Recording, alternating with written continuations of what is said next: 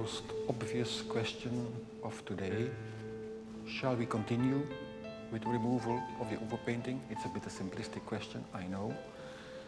It has already been done for large parts of the backgrounds, architecture, the sculptures. Are we going to continue in this way?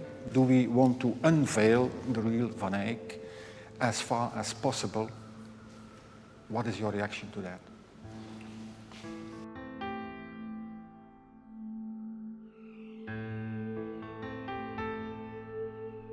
Two things we have to consider. First of all, this is historical overpaint, and there is a school of thought that the history of the restoration, the conservation of a painting is a very fascinating historical subject. And the fact that these are such old overpaints make them rather rare. And some people would say, well, do we really want to lose this element of the history of the painting?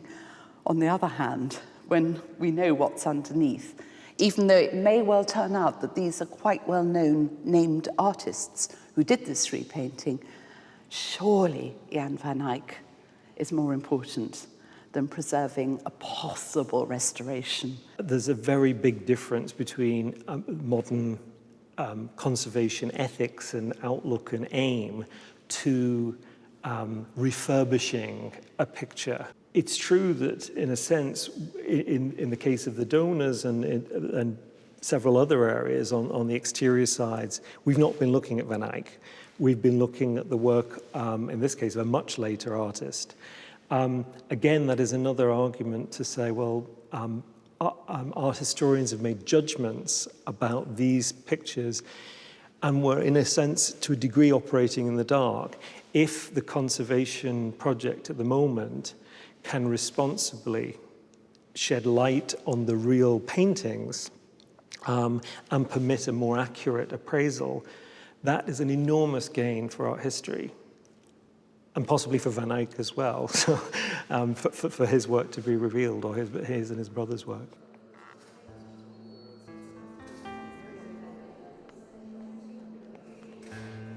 We have all, for centuries, admired this painting of the draperies and believed that it was Van Eyck, even through the old varnish.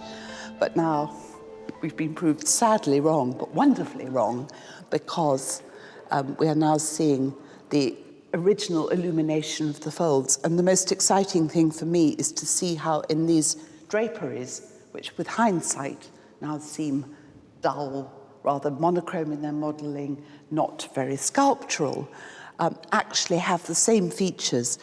This beautiful reflected light that is always down the edge of a shaded fold.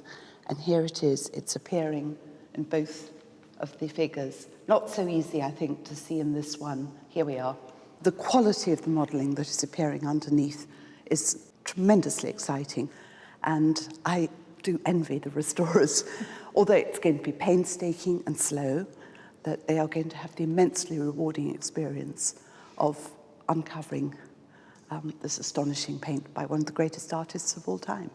The idea that the Van Eyck's handling of paint has been completely and arbitrarily covered, I think, is a very compelling argument for taking that off.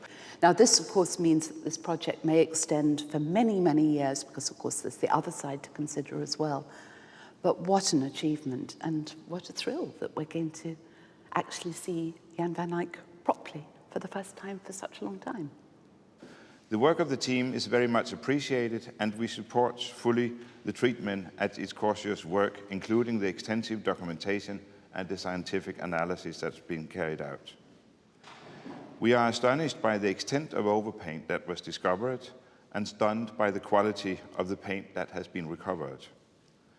The history of the overpaint and the analysis by the scientists of this tells us that it must have been applied at least over 2 layers of varnish with already some grime on it. We therefore feel that we so far do not see Jan having corrected or adjusted Hubert's painting.